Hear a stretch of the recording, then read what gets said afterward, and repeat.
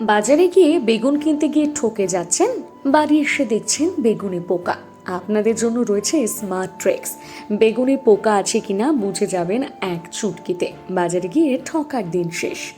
নমস্কার বন্ধুরা, শুরু করছি বাংলা হাট পডকাস্ট। প্রতিদিন থলে নিয়ে বাজার করতে যাওয়া প্রতিটি বাঙালি বাড়ির নিত্যদিনের কাজ। থলে ভর্তি বাজার করে তো আনছেন, কিন্তু সমস্যা হচ্ছে পোকার। দেখা যায় টাটকার বদলে এনেছেন পোকাযুক্ত শাকসবজি, বিশেষ করে বেগুন। নামে বেগুন হলেও এর স্বাদের বাহার কিন্তু কম নয়। পাতে পড়লেই থালা চেটে পুটে সাফ। তবে বিরক্তির কারণ হচ্ছে পোকালা বেগুন। অন্যান্য সবজি পোকা হলেও বোঝা যায়, কিন্তু বেগুনের ক্ষেত্রে বোঝাটা মুশকিল। বেগুনে পোকার সমস্যা বড্ড। তাই আজকাল সকলের জন্য রইল সহজ টিপস, পোকা বেগুন চেনার উপায়। বেগুন পোকা কিনা তা জানার জন্য সবার আগে বেগুনের রঙের ওপর নজর দিন। বেগুন যদি পুরনো হয় কিংবা বেগুনে পোকা লেগে থাকে, সেক্ষেত্রে বেগুনের রং শুষ্ক হয়ে যাবে। এছাড়াও বেগুন কুঁচকে গিয়ে ধূসর রঙের দেখাবে।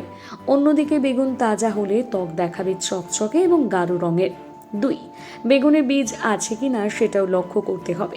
এক্ষেত্রে আপনাকে বেগুন হাতে নিয়ে পরীক্ষা করতে হবে। যদি হালকা ওজনের হয় তাহলে বুঝবেন বেগুনে বীজ কম, আর যদি ওজন বেশি হয় তাহলে বুঝবেন বীজ বেশি আছে। সব থেকে বড় যে বিষয়টির দিকে নজর রাখতে হবে সেটি হচ্ছে ছিদ্র।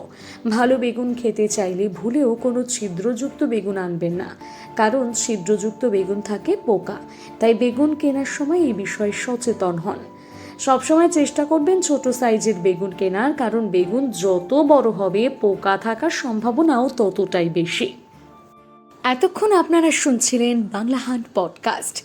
বাংলা হাটের আরও খবর দেখতে নজর রাখুন আমাদের পেজে। বাংলা খবর মানেই বাংলা হাট।